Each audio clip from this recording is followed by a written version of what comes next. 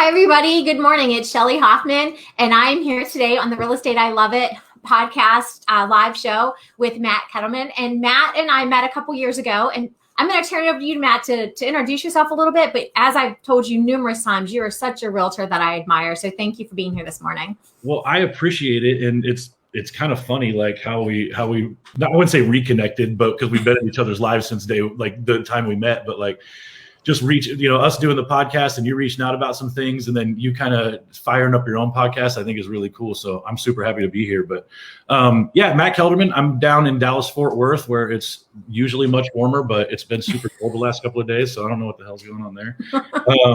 But it's just, down here in Dallas, Texas, have a large real estate team and do a podcast with a couple of other high producing agents. And it's just, it's a really interesting time to be selling real estate. It definitely is. Well, and you may not remember, one of the first times we had a conversation, you were starting the podcast. Yeah. And I said, that's so interesting. And it hadn't even entered my mind yet to do one. But in watching you and then watching yours grow, I think on episode 1, you actually have been doing it for a couple months. But if you go on the YouTube and talk about episode 1, it's because you were getting a feel for how to do it. And I kind of watched you guys, tinker around a little bit. But you also have a Facebook group that's for real estate that's connected to the podcast, correct? Yeah. So we have a large, it's mostly real estate agent facing, solving kind of some of the problems that we're all running into, inventory issues, negotiating contracts, those types of things. And then we try to bring on guests that we think are really, really helpful, not just to real estate, but even anybody with like an entrepreneur mindset.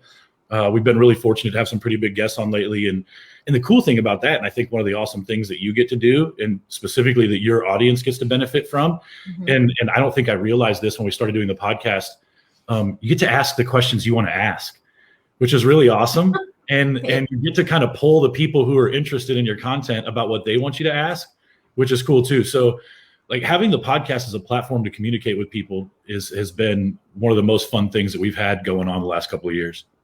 Well, and to that point, a lot of times when you ask someone to come on the show, what you think you're going to talk about and the turns and the twists that it takes, you just end up getting deeper conversations and more meaning out of it than you would ever think of. Absolutely. Yeah. Who would you say is the most interesting person that you guys have had on your podcast?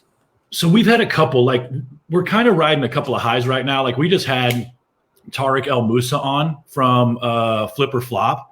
And his energy was bananas, right? And that was just, that was just a couple of weeks ago. So it's kind of that recency bias a little bit, just like listening to his story. And I think, I had this preconception of him going into the episode of just, not that he just figured out real estate, but he's on TV, right? He's a good looking dude. He obviously talks really well, but I wasn't expecting his story to be where it was. So that was really fun.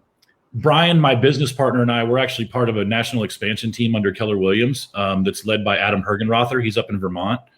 And we had him on last week. And I've been blessed to be coached by him for about 3 years. And so I've heard his story and I've heard his philosophies and those types of things. But anytime we can get 45 minutes of his time to just let him kind of riff on mindset, spirituality, those types of things. So honestly, our last 2 shows have been real juicy and they've been awesome. But we've had so many cool people on. And then there's just some shows where Nick, Brian, and I sit around and jabber, and those are great too. So it's fun. It's fun to do. I've listened to both. I've listened when it's just the 3 of you and you make me laugh. There was an episode probably halfway through where you had taken a listing or a seller and it cost Nick his lake house, I believe, which it did not, but it's just the camaraderie that you guys have, which is fun to listen to. We do. And the cool thing about it, I think, for real estate agents and is that we're not brokerage specific at all. If anything, I think the hilarious thing about it is if you're on social media, when it comes to real estate anyways, EXP and Keller Williams has this little silly, completely unnecessary brokerage nonsense going back and forth. And I think we're great about that because we don't talk about brokerage on the show. We represent both of those brokerages, right? So it would be hard, somebody be hard pressed to find any bias in our delivery. We're just kind of sharing what we're failing at and what we're succeeding at on a daily basis. And, if it's for you, cool. If it's not, that's all right too, right? Right. And that's the piece I think sometimes is lost, is we're actually cooperating agents. In order to bring a transition from, or a transaction from the beginning to the end, you have to work together. You have to be on the same page. That communication has to be there. I'm huge with that, which is, I probably couldn't even have told you which brokerage you were at when I called you to say, hey, can we work with this person together? Because it didn't matter. I was looking for an agent that could help the person that I knew was moving to Texas. And that was more important to me than who was actually the broker that was going to pay you your commission and was going to work with them. Right. And I think that's the whole thing. Right. And this, from a consumer and a real estate agent perspective, we need to stop acting like, I'm not saying there aren't benefits to being at certain brokerages. Right. But it's really not a huge difference when you're talking about handing off a referral or being able to take care of clients. Right. Like, I can do what I do no matter what name is on the sign. Right. I'm going to sell real estate. Are there comp packages that get better or that make more sense for certain people depending on their business type? Sure. Right. But and if you want to go online and argue about that with other real estate agents, you can. The reality is, at the end of the day, like, I just want to partner with somebody who I know is going to take care of the client, especially from, you and I coming into each other's world from a referral standpoint, right? Not knowing each other, handing off a client to somebody that you know, but you're not 100% sure of every single one of their business practices. So you've got there's a lot of trust that's happening. And I don't really care where you hang your sign. That's not just going to automatically get you the business or the opportunity or whatever else. Right. And as you know, it's all about it's communication, it's following through, it's following up, it's listening to the clients. I mean, those are the things that make the great partnership when it's a referral, like you said, because that is how we connected. And then we just stayed connected through social media. The one thing that I see your name all the time is when somebody's looking for a referral in a different part of the country. Almost always, Matt, somebody to connect them with. I'm just in awe when something comes up. Something was in Syracuse the other day, and you threw my name out there. Yeah. And I thought, I know where you are, obviously, and you know where I am, but you seem to know where everybody is. And that's got to be because of all the connections that you do on social media, correct? It is, yeah. And so that's actually like a few fold process. And I think some real estate agents think that some of these lead sources just kind of show up.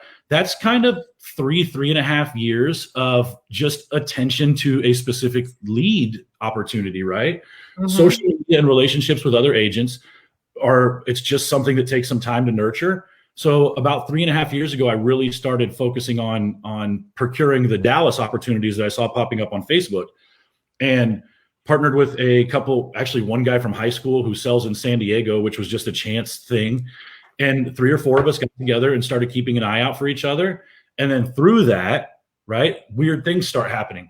People who don't even really know you, but know you on social media start tagging you, even though they haven't done business with you, because they're just like, hey, I like that guy. People who then you start getting that book of business that you've worked with the people, and then they start tagging you. So you just get all of these people in your world. And then I'm intentional about it. I keep a spreadsheet of everybody who I've connected with, and their city and location is a big deal. And I go through when I need somebody in that city, and I just filter my Google spreadsheet and see who I have there. And then if, typically starts with reciprocating referrals first. If I've gotten a referral but never sent them an opportunity, they're going to move to the top of the list, right? But other than that, it's just a matter of kind of the easy, boring stuff that we as real estate agents don't want to admit we have to do. It's kind of tracking some of that stuff in whatever system makes sense for you. And for this, a Google sheet works perfect for me. But here's to your point, I don't have to go see who Syracuse is. I don't have to go look at my Denver connection, my Austin. There's 25 cities that I know exactly who I'm going to, right? But if somebody throws out some obscure place in the middle of nowhere, I'm like, man, do I have somebody there? Right? Right. So, well, and all the social media groups, like I said, you had created one, is you get to know them not just on Facebook, but YouTube. So if I have a client that says, I'm thinking about moving to Texas, I'm thinking about moving to some part of North Carolina, and I know that there's a real estate agent that's out in that community creating content, I say, follow this person, learn about that area. Is it really someplace you want to go? And what better person than a real estate agent or professional to showcase, what's going on in that area? Are you into nightlife? Are you into quiet peace? Do you want land? All that stuff. I mean, if you follow the right person in each city, you can learn about the area before you get there. And now you have, it's not a face-to-face relationship with that agent, but you have a feeling, is that somebody that you want to work with? Correct? Absolutely. And here's the thing is, video is the best medium to cut out all of the issues that show up in email and text. We're in this really unique space in kind of like a social evolution with COVID and things that we've been forced into video, right? Like everybody's using Zoom, even if you don't like it, turning your cameras on, right? So there's all this kind of breaking down of this barrier about all the video has to be perfect, has to look clean all the time. So I think people are becoming a little more comfortable with it. And it's the only medium that allows you to see my body language, hear my tonality, right? How many times have people, like, you send a text message and because you forgot punctuation or forgot to put a smiley face, somebody thinks like you're all stressed out and irritated. Yes. So like there's so much lost in those mediums that video brings back, and video brings the advantage of talking to massive amounts of people at the same time, right? We've got, 6, 10 people watching live, people watch the replays, however that stuff works. We can talk to multiple people at one time and they get to know who we are, right? So then you parlay that with YouTube and going to a place. Brian and I had 2 people reach out to us last year off one YouTube video, and both of them were just like, hey, we just kind of like who you guys are. We'd go have a beer with you. And we'd just like to know if you'd help us find a home, right? Right. It's those kind of warm opportunities. You don't have to deal with the rejection, right? As a real estate agent, people just float away. If they don't like what you're doing, they just go away, right? And people who want to engage with you do. And from the consumer perspective, you get to sift through people, because here's the other thing. Maybe in Syracuse there might be, but in DFW, if you Google top 5 reasons to move to DFW, there's 50 real estate agents who have done a video about that, right? Right. And you're not going to watch all 50 of those because you have other things to do. You can go on there and be like, you can listen to somebody and be like, nope, not that person. Nope, not that person, right? And you can sift through some of that. So you don't even have to be creative as an agent. I would encourage you not to be. Go see what other people are doing that gets tons of attention and do that your own way, right? Right. That's what I think was drawn to me to your podcast so much, is it's like, hey, this is who we are. You don't have to be like us, but find your uniqueness, find your niche, find out who you are. And I think we're both in the same YouTube mastermind group. And I love that group. And I love looking at the feed. And I'm looking at the thumbnails, because thumbnails are important in YouTube. And I'm just trying to figure out, like, what facial expressions am I even comfortable with? Because I say, if I do something and you see it on YouTube and then you meet me at the grocery store and I'm not that person, I'm not authentic. So you're right. People find out who authentically you are if you are yourself on YouTube, Facebook Lives, wherever you're putting your content.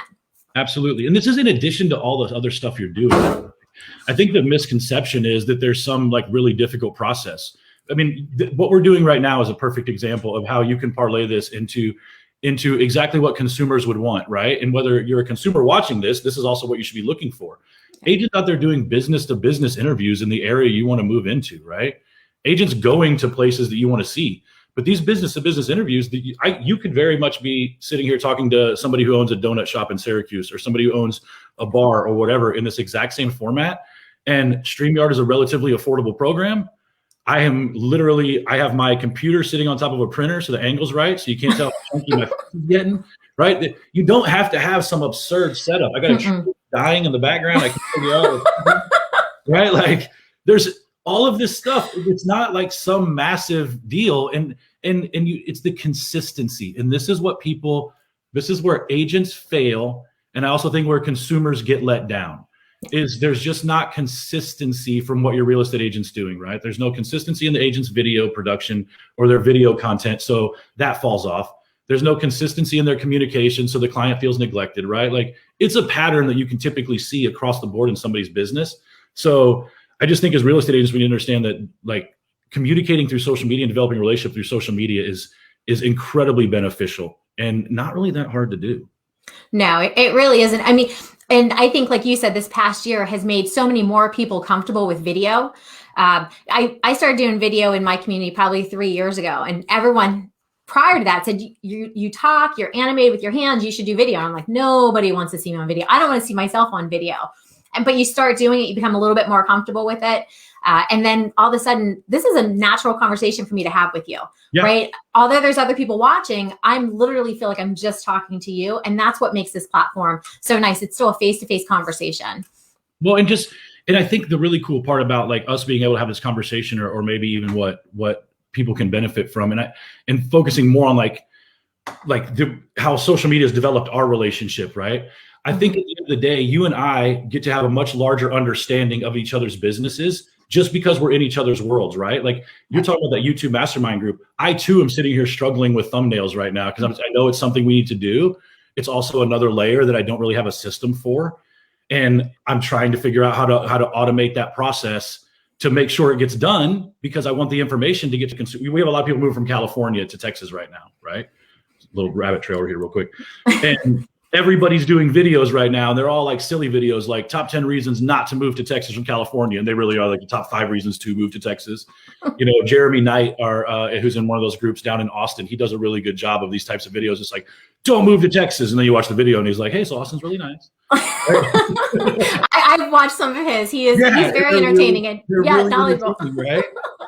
So again, there's levels of talent that people have in front of the camera, but I don't really think that matters, because what you and our relationship has nothing to do with anything other than the fact that we legitimately have, I wouldn't say similar personalities, but similar interests. We're into the same things. We connected on social media and we made an effort to stay in contact, and here we are. Right. People just overthink what that looks like. It's not really that hard. It should be just kind of your natural personality connecting with other people, and then you're just kind of genuine and staying connected. Correct. And, you know, we do have people from the Syracuse area that are going out to Texas. And so I tell them, I'm like, I'll use you as an example. If you like working with me and you enjoy me, then I do have somebody that I've connected with. We have similar personalities. They still have to interview you, right? They still have to have a conversation with you. They're not forced to work with you just because I made that connection. But you're right. If they are getting along with me because we're similar. Now there's somebody else that I'm good friends with down in the North Carolina. Her and I are completely different. I watch her videos sometimes like shock and awe. Right. Yeah. And she's just crushing it down there. But that doesn't mean that somebody that likes working with me might like working with her, vice versa. But she's certainly a name that I would give, because I know she cares about her clients. Her follow-up is incredible, and she puts, you know, those people first. But again, our personalities are different. But I enjoy her videos just because sometimes I'm like, wow, I wish I had the energy to do what she does sometimes, you know? There are some people who got some extra juice on camera that you like.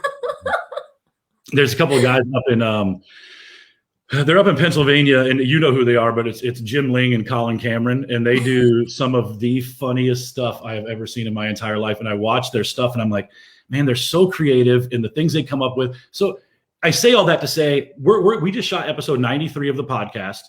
Brian and I, now we've slacked on it recently, but we're doing weekly videos for months.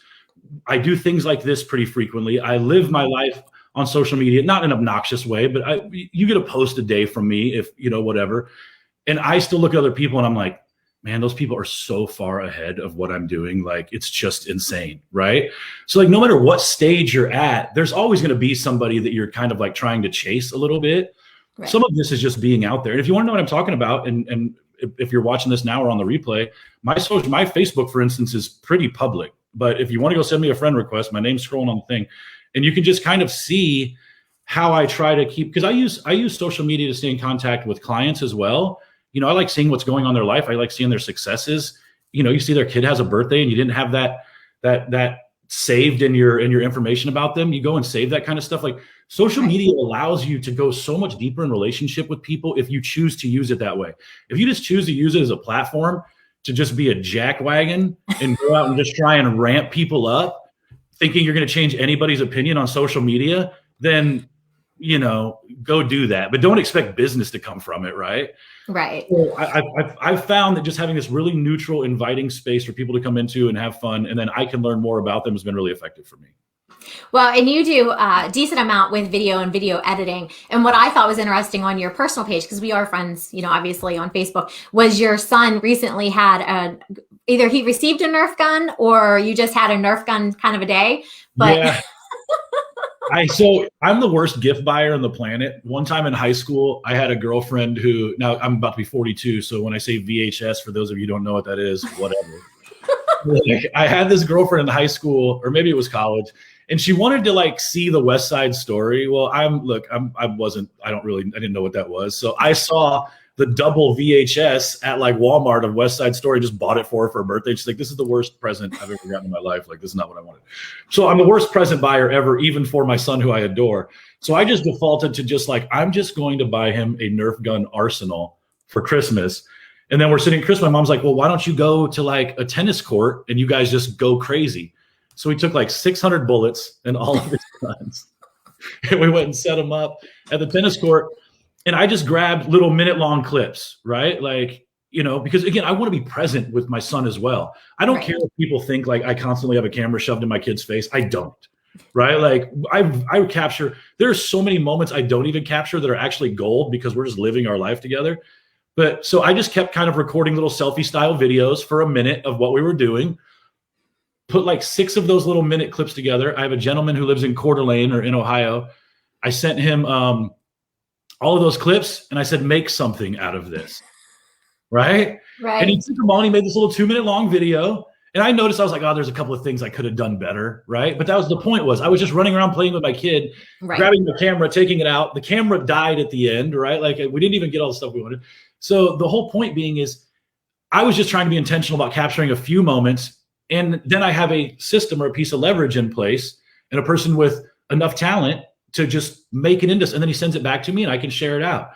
It was intentionally recorded, but it was a genuine moment. And I think that's how people from a connection standpoint need to look at their life. It's okay to grab screenshots of real life every once in a while. Right. Right.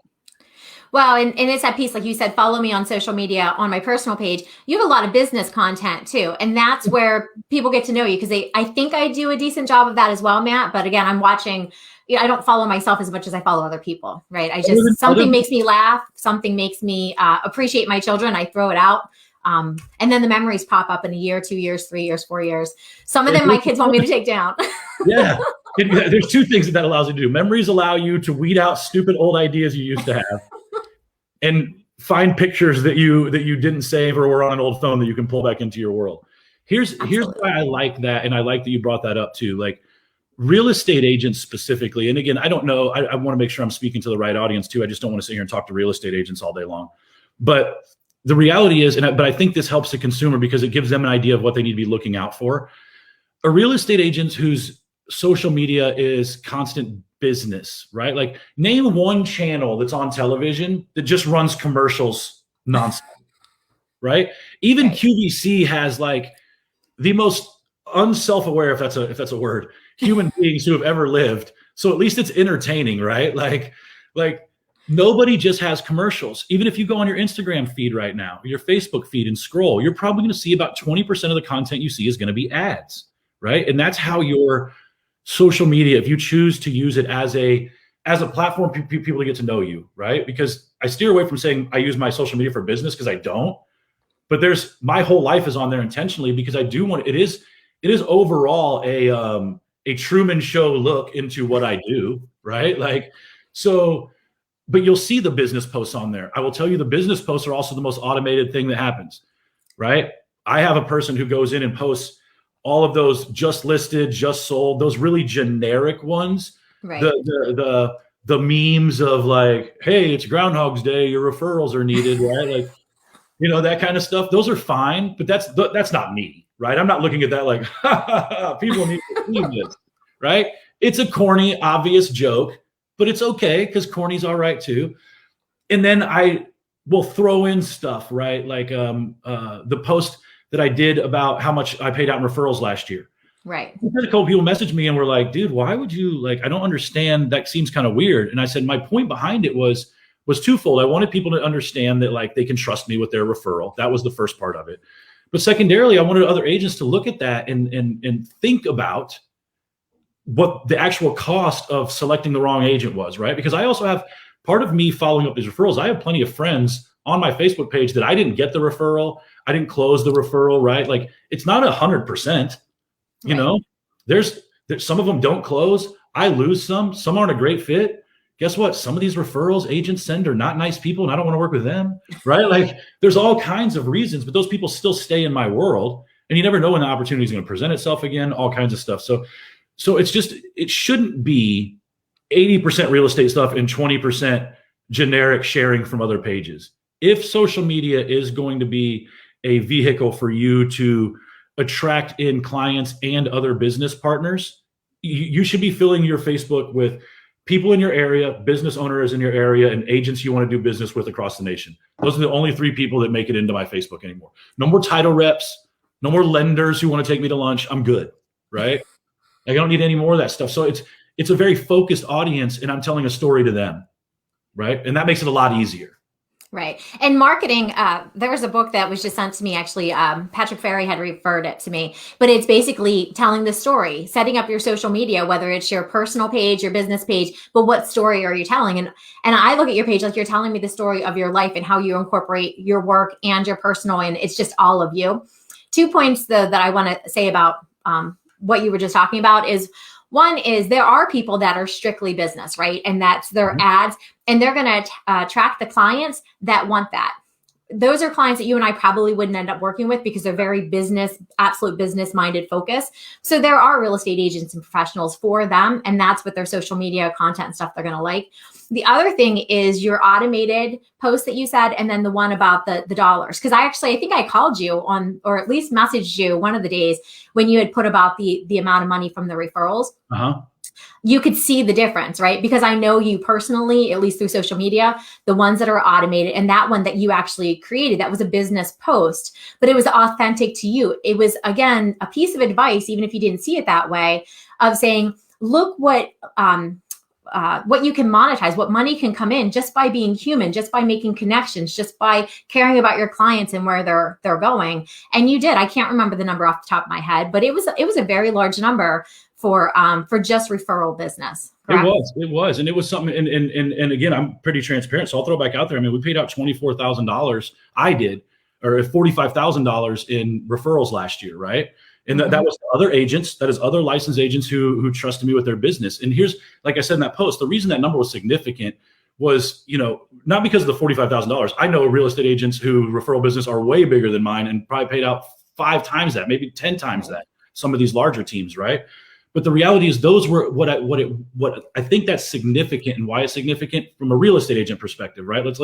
Let's take all the fact that families got helped, people are now living in homes, all those things that we do this for, that's fine, but that's also fluff part of this, right? The reality is, from a real estate perspective, social media, because every one of those referrals came from social media efforts, right? Whether it was another agent like yourself, maybe telling somebody in your office, I got a guy in Dallas, which that happens now too. It's gotten that big, right? So that much business did not exist on January 1st of 2020 in my world. And by December 31st of 2020, all of that business had been closed because of social media efforts, right? And we're all real estate agents. We typically know what general percentages are on how much referrals are paid out. You can back the math out and figure out what the overall GCI of that $45,000 is.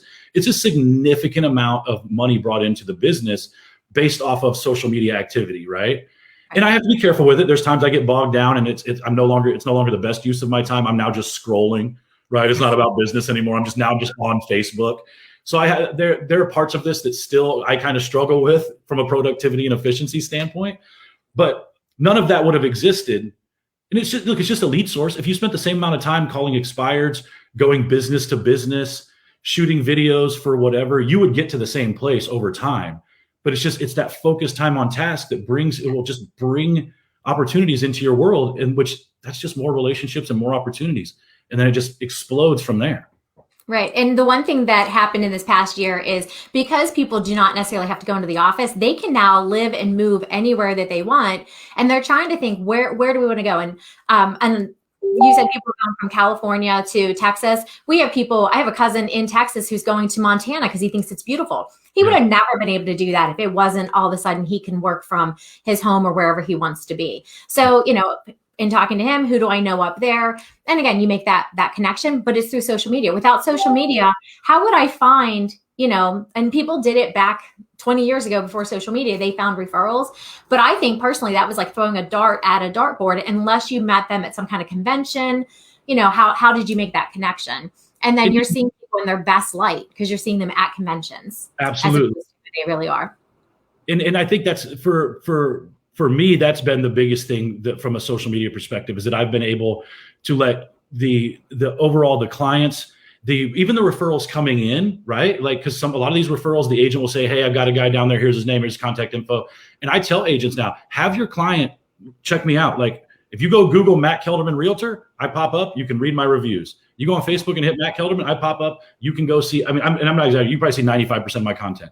There's very little I post for just friends, because it's just, I'm not posting anything that I don't want everybody to see. I just don't care.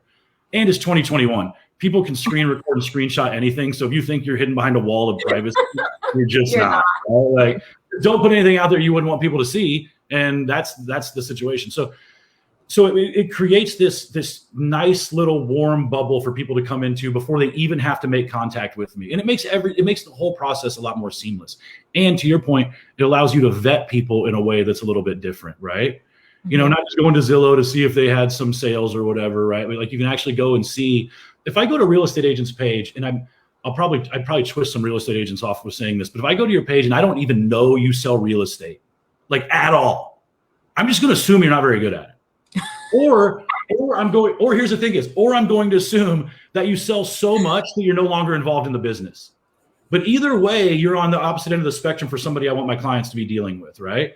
And I know that's the incorrect assumption on the fringes. I understand there are people who don't post at all, who do like this perfect amount of business. And there are people who are post all the time who are probably terrible, right? Like, I understand that. But in the middle, I think most people maybe not use their social media like I use it, but I do think that people need to understand what you do, and there needs to be a little social proof of your existence for everybody involved, even just for your business. Like, if I can't find your phone number as a real estate agent, like, that's pretty rough for me to like find you as a viable referral candidate, right? Yeah. So there are a couple things you can do just to make your world a little bit easier. I think for the most part, having access to internet, social media, Zillow, all those things that we can verify has got to have made it easier than when people tried to figure this out 20, 25 years ago. Right. Absolutely. Yeah. And to your point, there was a couple of my friends I had moving that I had connections with on social media. And when they went to Google them, they went to their Zillow. Well, they didn't have a presence on Zillow. So the phone call back to me was, well, I don't think they're doing any business. I don't see anything on Zillow. Yeah. And I thought, well, that's because they're not utilizing Zillow. So you do have to have a variety of platforms out there where your name is, because you don't know where that potential client's going to be trying to find your information. Right. Well, and that's the thing too, right? And we tell agents all the time, and I definitely don't want to get too far afield. And I don't know how long these typically run, so you can shut this down whenever you need to. I love talking to you, Matt. I'll do this for a while. But I think we need to understand too that like in consumers and real estate agents, this is the different side of the coin for both of them. Consumers hopefully understand that when they click on a button, they're probably not going to the intended source, meaning the odds of you really talking to the listing agent, if you're just not dialing their number, is probably not happening if you're going through one of these third-party sites. And real estate agents need to understand that this opportunity, this inquiry, this lead, whatever you want to call it, is probably in a bunch of other databases. But more importantly, they don't care how long they've been in yours, right? Like, we have this thing that sometimes when we look at people's information or look at the connection time and we're like, oh, this lead came in a year and a half ago, like, I'm not going to talk to him. That's silly, first off, right? Because the consumer doesn't care about any of that stuff. So to take it even one step further from, like you said, how they find you in the first place, once they've found you, until they've bought or sold a home, and from the consumer know that if you're in mine, we're going to have some sort of follow-up until you tell me my services are no longer needed, because that the data is not wrong, and that's all I care about, right? Mm-hmm. And so I want to continue to try and form a relationship with you until you tell me just to go away, right? Now, as soon as you say, hey, don't contact me anymore, I am one of those agents, so I'll leave you alone. I'm not going to keep hammering you because I just don't. So Matt, my eyes are watering because I want to laugh so hard right now. On one of the groups that we're in together, and I believe it's yours, sometimes you guys will post where someone tells you, okay, we're done, or because it does happen. Yeah. And literally they make my day sometimes because we all get rejected. Not everybody wants to work with us.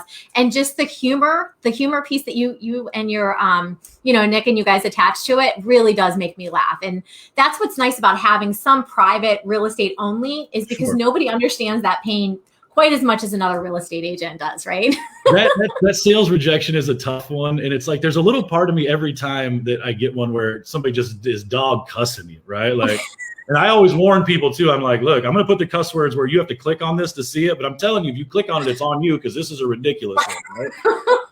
So, and I never respond because, one, it's just not worth getting into with somebody. Again, I think we as real estate agents need to understand there's no advantage to getting in the mix with somebody, right? You are at a disadvantage from a review standpoint, from, just anybody can go out there and write anything they want about you. There's no reason to fight with somebody who doesn't want to work with you. So I rarely will get back in the mix with anybody, but every once in a while, there'll be somebody who just says something so crazy. You almost text back and be like, hey, look, I know I kind of a bit of a nuisance today, but like, is that really something you say to other people just through text message because you're angry? Like, that's like next level, just kind of flying off the handle. So One, if you're a real estate agent, you get those. We all get those. And if you're a consumer and doing that, knock it off. Nothing's that serious. It's not that big of a deal. That's awesome. So, yeah. Well, was there anything else, Matt, that we didn't cover that we thought we would cover today that we could kind of throw in here at the end? No, I think at the end of the day, it's just if you're finding that you're laughing a lot and having a good time with the people around you, you're probably closer to where you want to be than the opposite side of this. So if I can give any advice, just kind of keep marching in that direction. It took me a long time in my life to find true joy, and it's a very freeing space to be. And if you're on the march towards that, just kind of keep going, because this industry is a bit of a beating, but it's also kind of hilarious if you look at it through the right lens. So, absolutely. Yeah. I literally have said that so many times this week, that if it's not bringing me joy, then there's something not in it for me. Right. Yeah. I do want to mention before we part ways, though, if you haven't seen at the bottom of the screen scrolling, the only real estate podcast worth listening to is the podcast that Matt, Nick, and Brian do together. Yeah. It's, a lot of times I'm just in my car, I put it on and I listen. There's a lot of great content that you guys give out to not just the other real estate agents, but to the consumers as well. And then you're funny. I mean, the three of you together really do just, you make me laugh. So, well, we certainly appreciate it. And look, if you don't, the bit starts with the name of the show. We understand it's not the only real estate podcast we're listening to. That's why we named it that. It's hilarious. So if the name from the beginning just automatically is like, these guys are jerks, I'm offended. Don't tune in. You're not going to like what happens after that. Right? Yeah, probably not. Because I remember when you told me what you're naming it, I thought, oh my gosh, that is perfect. And then when I saw the invite come through. And I'll tag it in the thing. And the thing is, we're just riding with the bit too, because the Facebook group is called The Only Real Estate Group Worth Being a Part of. Right. Absolutely. But it's out there now. We're rolling with it. Mm-hmm. No, and like I said, there's a lot of things that you bring up that are serious in that group, and there's a lot of things that are just comical. I read something this morning, I think it was in the YouTube one, about somebody who had said, don't let the cat out, right? We all see those signs, don't let the animals out. And they picked up a cat because they thought it was the cat. And it ended up being, when the seller came home, they said, why are there two cats in the house? I mean, right? So you read that and you think, you know what? My day wasn't that bad. My day was not that bad. So. That's the thing is, and you know what? God bless anybody who's ever had to chase a cat out of a house, because that just sounds like the worst thing that could happen in your showing day. Yes. So it's amazing, man. You will always and forever be my Syracuse person. So if other Syracuse people are watching this, sorry, you're in second place. Well, thank you, Matt. And thank you again for taking your morning, because I know that, it's a little bit earlier where you are where I am. But you mentioned cold, and I want to tell you, we have about, oh my goodness, a foot of snow out there. So I have no sympathy for your Texas. I've been watching all my Northeast people. Yeah, I know. And I say cold. I bet if I ask Siri what the temperature, let's see. Hey, Siri, what's the temperature outside? Let's see what she says. It's 63 degrees. It's 63 degrees. On that note, Matt, we are parting ways, but yeah. I'll see you later. Bye.